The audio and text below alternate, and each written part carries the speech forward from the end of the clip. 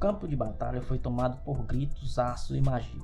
E assim a batalha entre fé e poder, entre justiça e tragédia, se desenrola diante do mundo. O campo de batalha estava um caos, a terra tremia sobre os pés dos soldados restantes, enquanto os golems gigantescos invocados pelo poder sombrio de Simon avançavam impiedosamente em meio à destruição. Lá estava ele em pé sobre a mão maciça de um dos golems, observando tudo do alto como um rei sobre o seu trono. Sua figura era imponente, mas seus olhos abrasados por fúria insana, carregavam algo mais profundo, um vazio que nem mesmo o poder parecia preencher. Simon olhou para o exército de Lacan, reduzido a fragmentos de coragem e desespero, e murmurou com um sorriso de desprezo nos lábios: "Vocês não são nada além de lixos. Vocês não têm nada além desses malditos status sociais para se agarrar.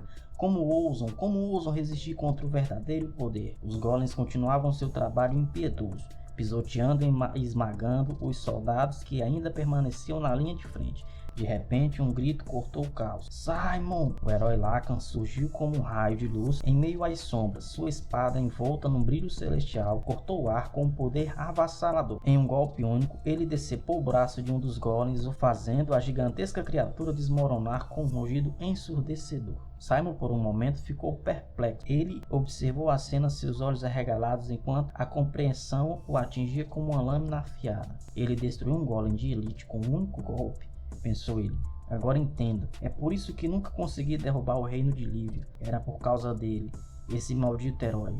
O campo de batalha foi reduzido a 3 figuras restantes: Simon, Lacan e um último golem ainda de pé, mas visivelmente danificado. O silêncio caiu por um instante. Os dois se encararam como predadores prestes a dar o golpe final. "Vamos acabar com isso", declarou Lacan, sua espada brilhando com poder divino. Simon não respondeu de imediato. Ele cerrou os punhos e tornou seu cajado no herói à sua frente, mas antes que ele pudesse reagir, Lacan se moveu rapidamente. Em um único movimento, o herói cortou o último golem.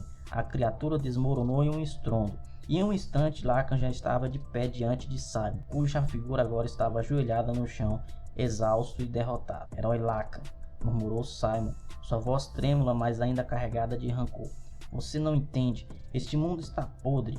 Eu poderia começar depois de destruir tudo. Eu poderia criar um mundo novo, um mundo justo, mas você me impediu." Ele ergueu um olhar para Lacan, seus olhos agora cheios de ódio e desespero. "Eu te amaldiçoo, herói. Você e toda a sua linhagem sanguínea, todos vocês viverão uma vida de sofrimento eterno. Eu juro por tudo o que me resta." Lacan, ao contemplar aquelas palavras de um homem que havia sido consumido pela tragédia e pela escuridão, com um movimento rápido, a lâmina brilhou, separando a cabeça de Simon de seu corpo. O silêncio voltou, pesado e absoluto. Enquanto a vida deixava o corpo de Simon, suas memórias começaram a inundar a sua mente. Fragmentos de um tempo mais simples, mais puro. Ele se viu de volta a uma varanda, com o céu tingido pelo pôr do sol. Catarina estava ao seu lado, sorrindo de forma tão genuína que, por um momento, todas as preocupações pareciam desaparecer. "Simon", a voz dela ressoou uma doce melodia. "Você sabia?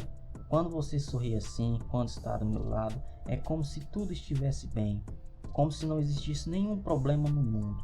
Neste momento, eu me torno a mulher mais feliz do mundo." Ele a observou, seus olhos capturando cada detalhe daquele momento, o brilho nos olhos dela, o calor da sua presença, e então ela se inclinou para ele, estendendo-se toda para o beijar. Quando seus lábios se encontraram, tudo parecia perfeito, como se o universo inteiro conspirasse para aquele instante. Catarina olhou para ele com um olhar carinhoso, cheio de amor. "Eu te amo, Simon." A luz do sol atravessa as janelas, iluminando um quarto elegante. A figura de um jovem a acordava. Ele tocou a própria cabeça, perplexo. "Espera, minha cabeça não foi cortada?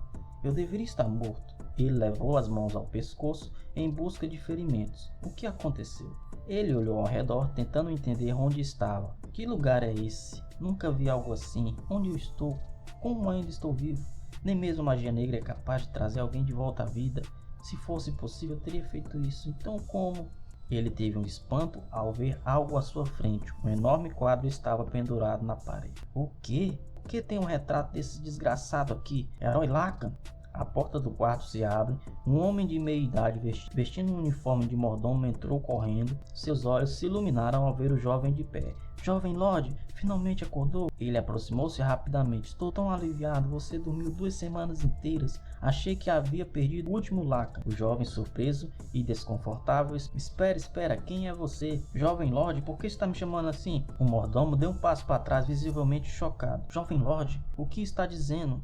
Não me reconhece? Sua expressão mudou para uma mistura de preocupação e culpa. Ele caiu de joelhos, sua voz tremendo. Meu Deus, deve ser o acidente. Talvez tenha danificado suas memórias. Tudo isso é culpa minha. Eu deveria ter cuidado melhor do senhor. Acidente? Memórias? Você está falando? O jovem claramente perdido. Hans, o mordomo, ergueu o olhar com determinação. Tudo bem, jovem Lorde, isso pode ser temporário. Vou explicar tudo. Talvez suas memórias voltem. O senhor é o sucessor do Visconde Lacan, do Império de Baru. Como descendente direto do herói Lacan, o senhor herdará todo este lugar. As palavras do mordomo atingiram o jovem como um soco no estômago. Ele deu um passo para trás. Espera, o quê? Herói Lacan morreu há 500 anos? E você está me dizendo que eu sou um dos seus descendentes? Isso não faz sentido. Reencarnei? Murmurou ele mais para si mesmo, sua voz quase inaudível. Eu reencarnei como um descendente do Lacan. Sem perder tempo, ele saiu correndo do quarto, ignorando os protestos de Hans. Sua mente estava um turbilhão. Isso deve ser um erro.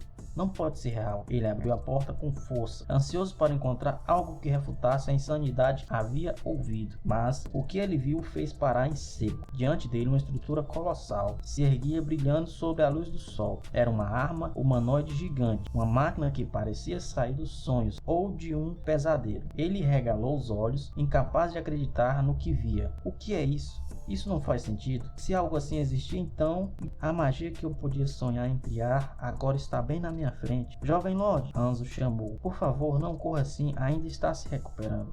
O jovem virou-se para o mordomo tentando manter a compostura. Qual o seu nome mesmo? Hans, meu senhor. Eu sou seu servo pessoal, respondeu o mordomo, inclinando-se ligeiramente. Ah, claro, Hans. Ele apontou para a gigantesca máquina diante deles. O que estou olhando, meu lorde? Essa coisa é chamada de gigante, uma arma humanoide bípede diferente dos golems mágicos que o senhor talvez conheça. Esses gigantes são uma combinação de tecnologia científica e mágica. Devido aos avanços tecnológicos nos últimos séculos, eles são muito mais sofisticados. Ao contrário dos golems, que são controlados à distância, os gigantes são operados por um piloto que fica dentro deles. O jovem ficou em silêncio, encarando o gigante. Então, o mundo mudou tanto assim em 500 anos. Ele respirou fundo, tentando assimilar tudo, mas em sua mente uma coisa era clara.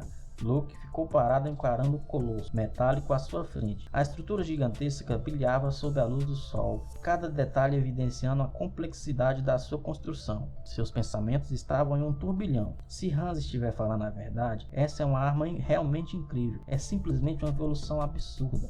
Hans o observava perplexo, enquanto Luke permanecia imóvel, perdido em pensamentos. Ele estava claramente analisando o gigante com uma intensidade que o mordomo nunca havia visto. Meu lorde, Hans o chamou, mas recebeu apenas silêncio em resposta. Luke finalmente afastou-se do gigante, mas a sua mente ainda estava presa em outras questões. Então, 500 anos realmente se passaram, eu reencarnei. Mas por quê? Por que agora?